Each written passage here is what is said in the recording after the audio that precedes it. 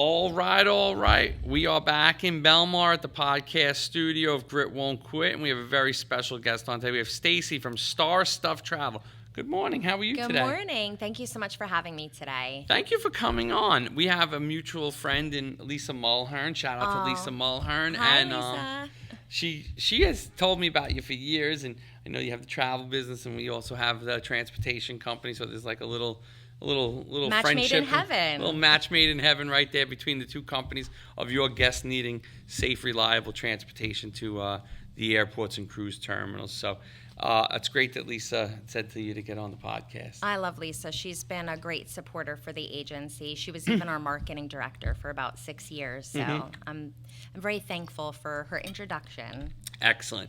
So you've owned this for 13 years now, right? Yes, which is incredible because in one breath it feels like just yesterday, and in another breath it feels like 30 years. I totally feel you. At the end of this month, at the end of April, I'll be in business 16 years. Wow, so congratulations. thank you. That's awesome. So I know all about this. Right? We're having a pizza party. Ah. But we're not just doing the traditional pizza party.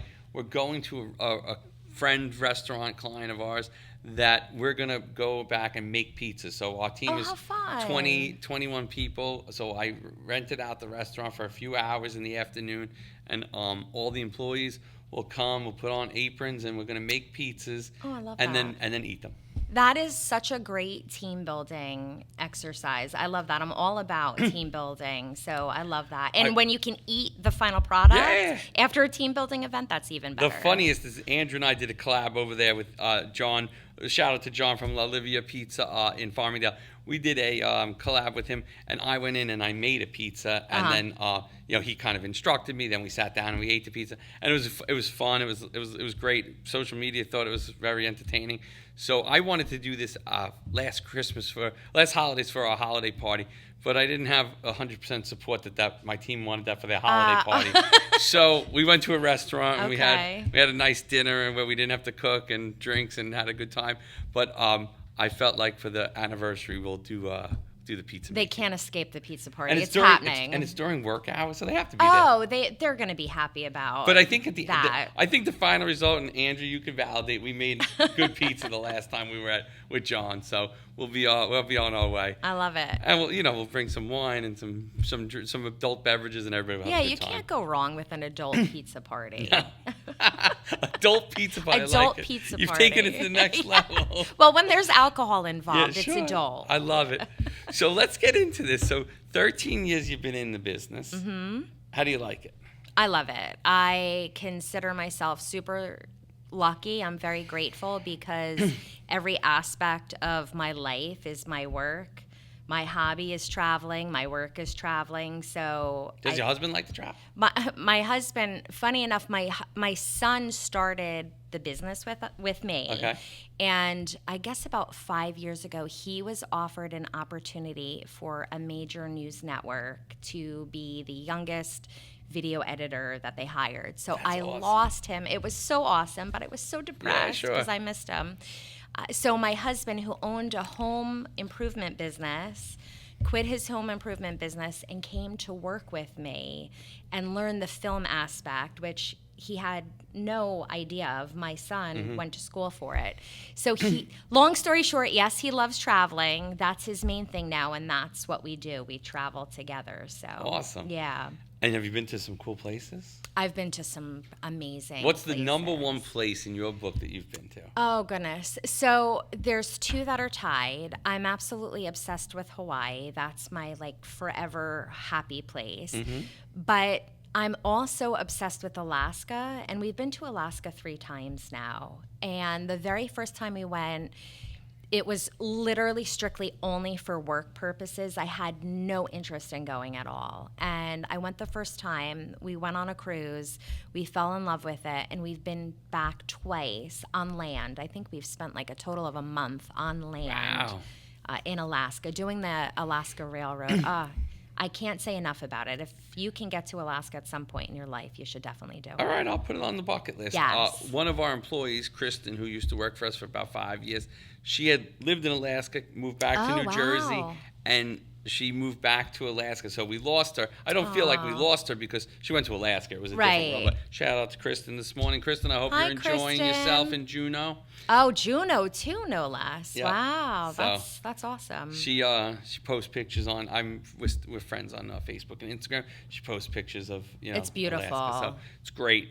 So that's awesome. All right, so Alaska and Hawaii. And it's funny because I moderated a panel for a conference that I was in Vegas, and on the panel was the tourism board of Alaska and Hawaii, who are my favorite places.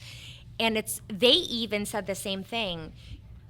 I guess you wouldn't understand it if you haven't been there, but they are two very similar destinations, even though they're very different.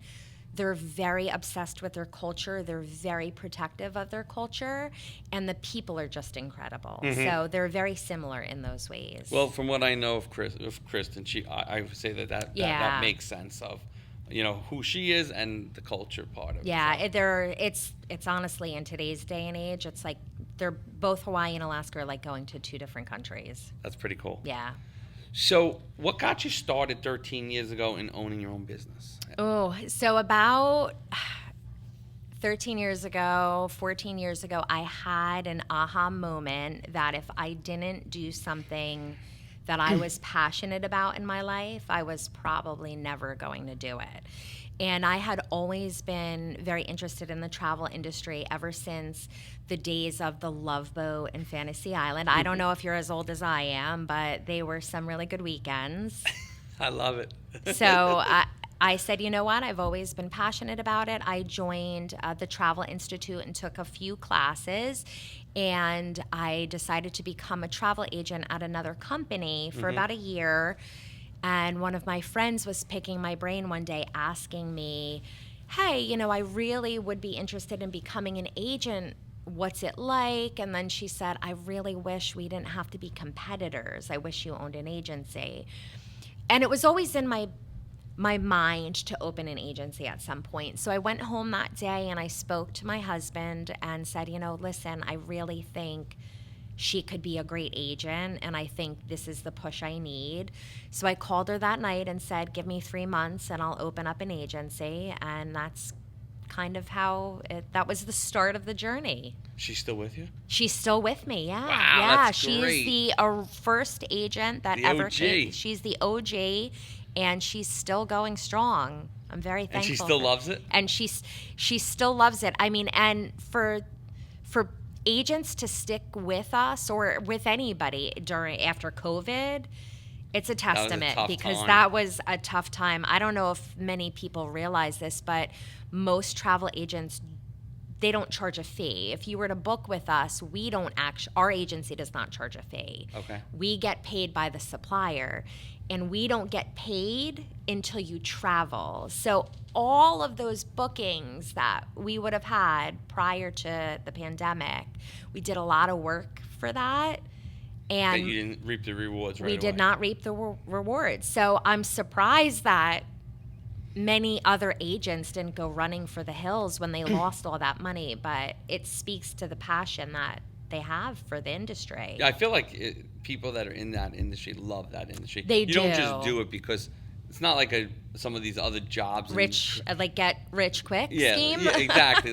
There's other people in other businesses, I feel like, that just do it more for the economic value than for the love of what they're doing. But I feel like in your world, it would be hard to get customers if you didn't really have if you didn't have that passion behind it. Yeah, especially in today's world with, AI and the online Expedia places. Yep.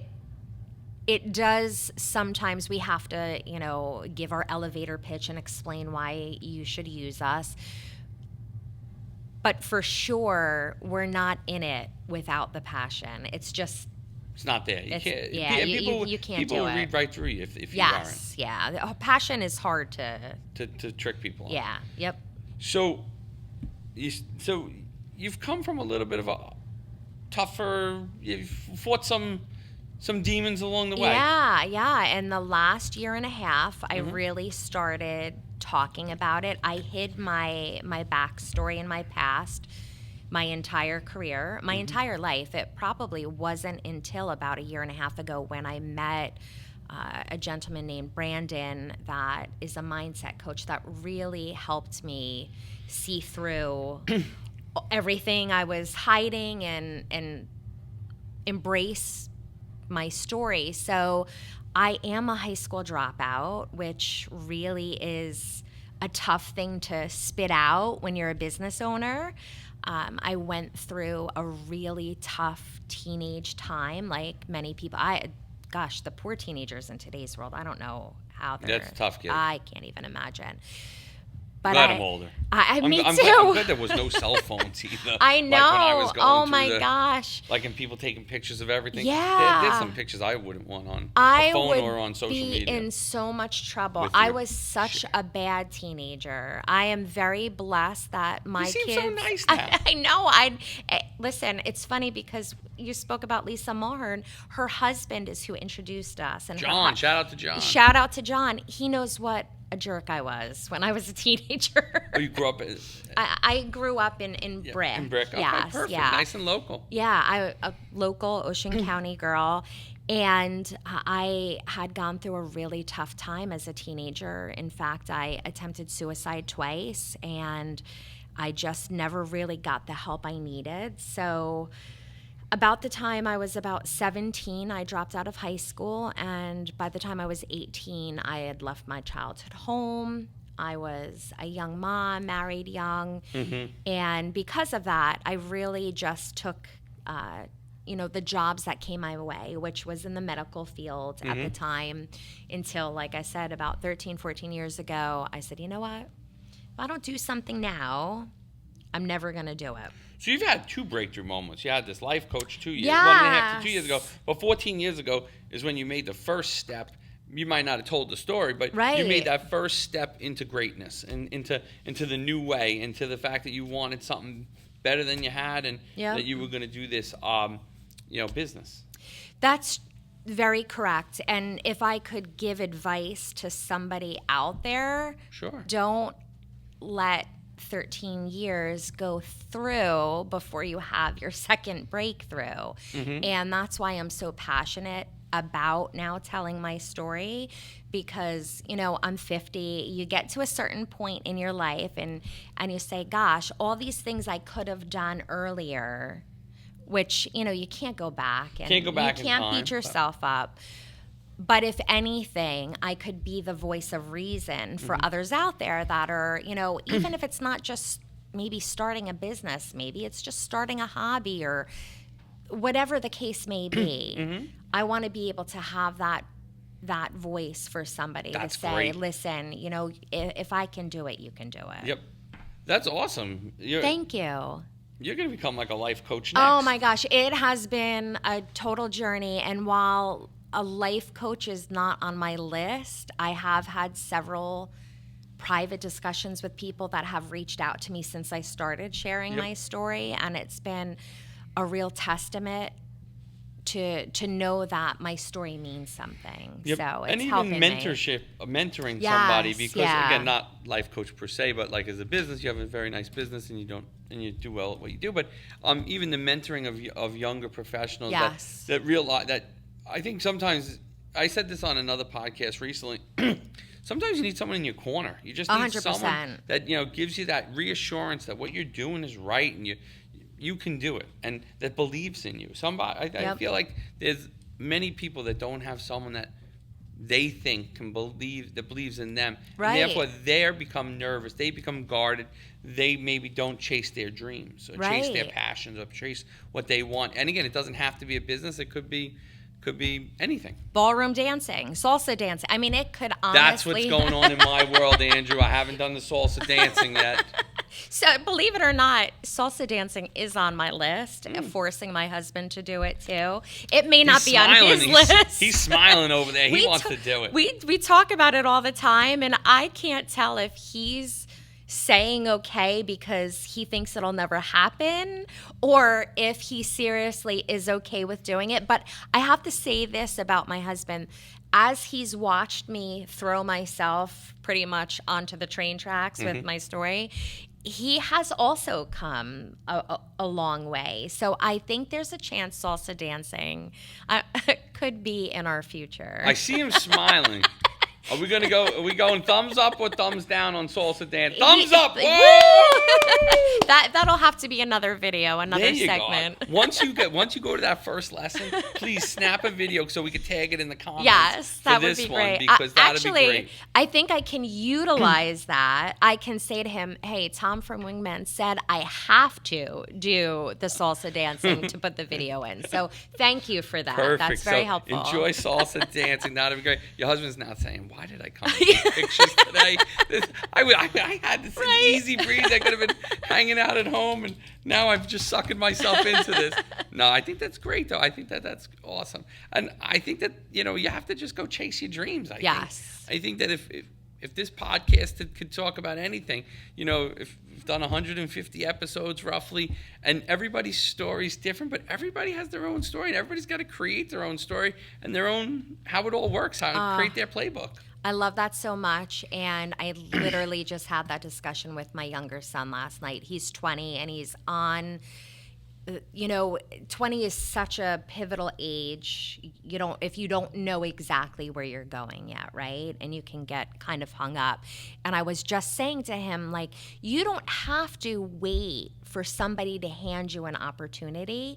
In today's day and age, we can make those opportunities. We can create those opportunities, and that's what I did with starting my speaking. And he's scared, and I'm trying to explain to him that the fear, the nausea, the heart palpitations, the shaking, everything is all part of the process, and you have to embrace that, and you have to tell yourself, this is how I'm supposed to feel. It's okay that I feel like this because I'm going to get through it. And when you finally push yourself at least once and you can see the end result, which is 90% of the time a really great result, you're able to push yourself more and more and more. You keep moving the end zone is what I say. Yes. When you're here, the first year you're in business, you're here. Yep. The 10th year in business, you're here, and you just keep going. And I think if I could give him 2 cents of advice, it's just do it. Just do it. Like Nike says, just do it. Because what's the harm? He's 20 years old. Right. If he fails at something, goes and does something else. Exactly. But you say that, but people really, they hold themselves up. But one, failure is part of the process. 100%. 2, you're never going to know if you could do it. I would hate to live in that regret. What if I did that? I started my business. I was roughly 30. Like I said, I'm going to be in business 16 years. I was 31 when I officially started Wingman, but I had a little business before that. So I started about 28. There's young guys that come in here that do work with me, and we have some networking stuff that we do, and other guys come and ask me questions that are in their early 20s, and I say, this is great that you started so young. Yes. I had already owned a home when I started my business, so I had a mortgage. Like, I wish I was living with Mom, and I could have, you could have invested. You need living money, you need to go buy some groceries. I was a single guy, so it wasn't the end of the world, and but you still had extra responsibilities. You had expenses. Yeah. Whereas if I was in Mom's room, under Mom's room and board, I would have. You would hit the ground running. And I would have. And again, I always look at everything as a stepping stone. So I never am mad. Oh, I should have started. But I think back and I say, if I've had 5 extra years, what would the business look like today? But again, to me, I look at everything as a stepping stone. Everything happened for a reason. For a reason, yeah. But if I could give your son advice, just do it. Just try it. Try a few things. See what you like. And again, to the first thing you said when you first got on is passion. If you're not passionate about what you do it for so many hours in a day. Right. When people don't like their jobs, quit.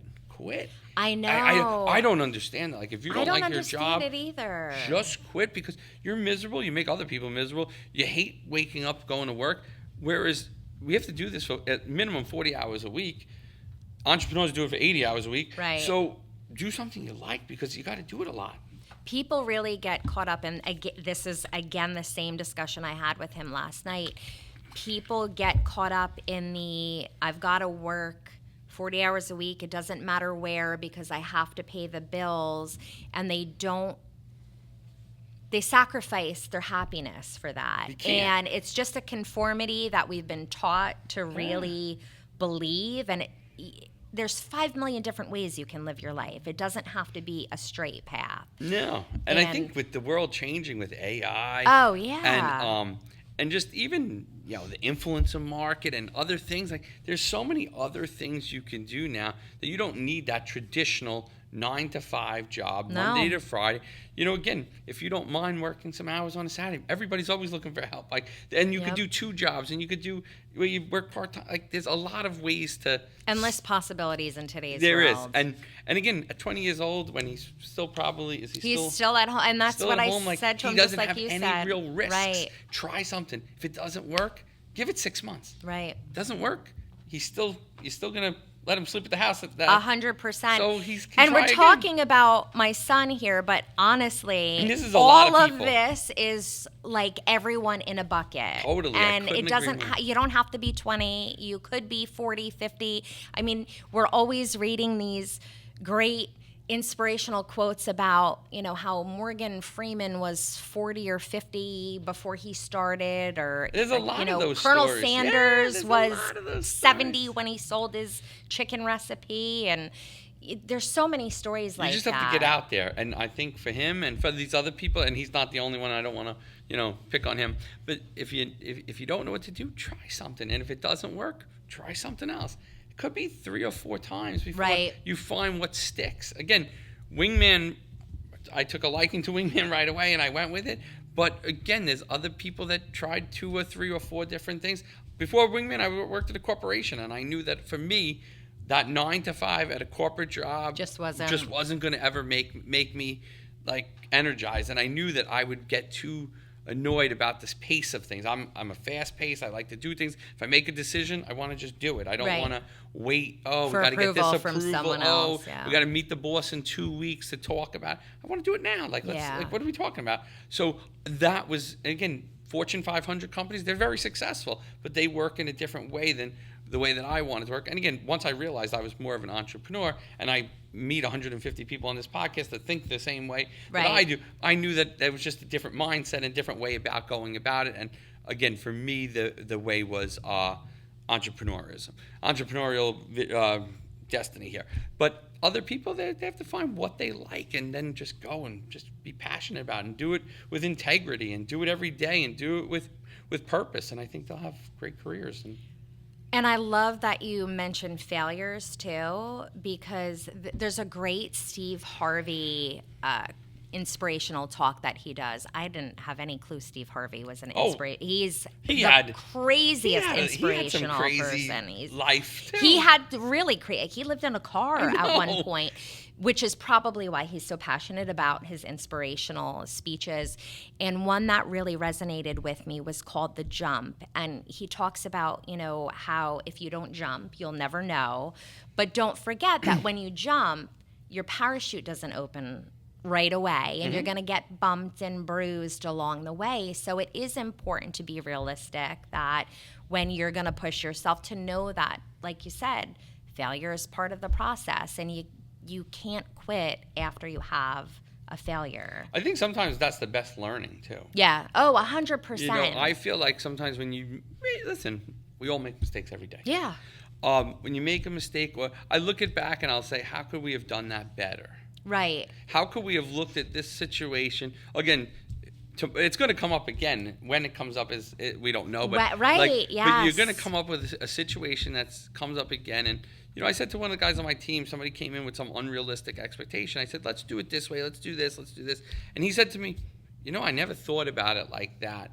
But you've opened my eyes to a different way of thinking. Initially, I wanted to say, we're not going to do this. But he said, the way you thought about it was unique and different. And again, if you can kind of look at things, I said, Dave, this isn't the first time something like this has happened. Like over the 16 years, this has happened before. So now we have to kind of pivot. And how do you pivot? Well, you take your learnings and your failures and how you could do things better and different, and you pivot now.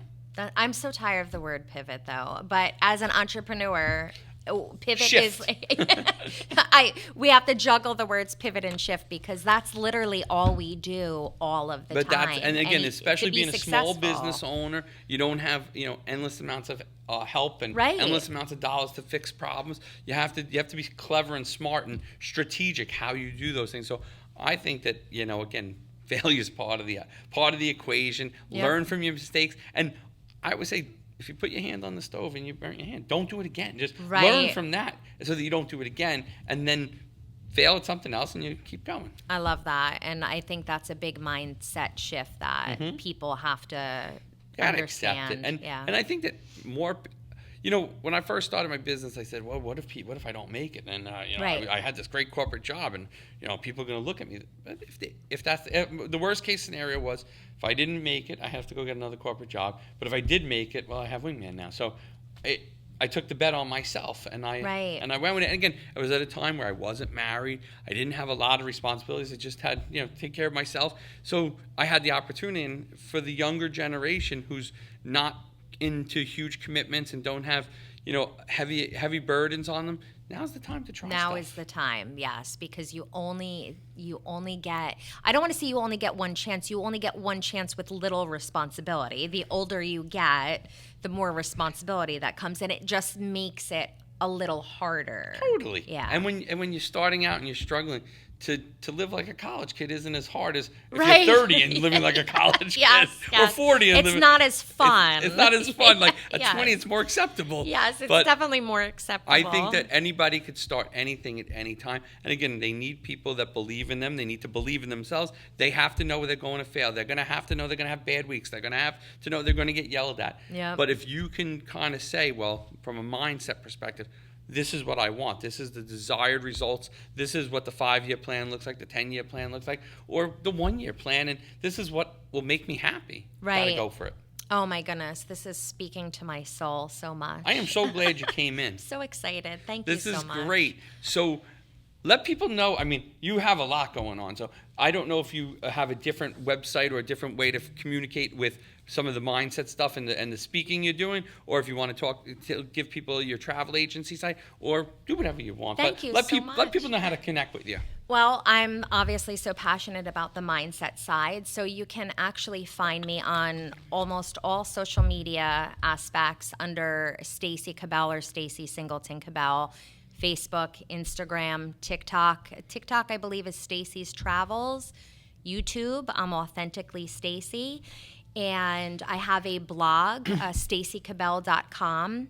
I'm going to check that out. Of course, I have STARSTUFFTRAVEL.com and all of social media, same thing, Facebook, Instagram, TikTok, YouTube, StarStuff Travel. It's a lot of social media stuff between the two, but Social media is a part-time job on its own. a part-time. Full-time. Yeah, it's definitely a full-time job it's for funny. sure. Andrew and Jenna manage my social.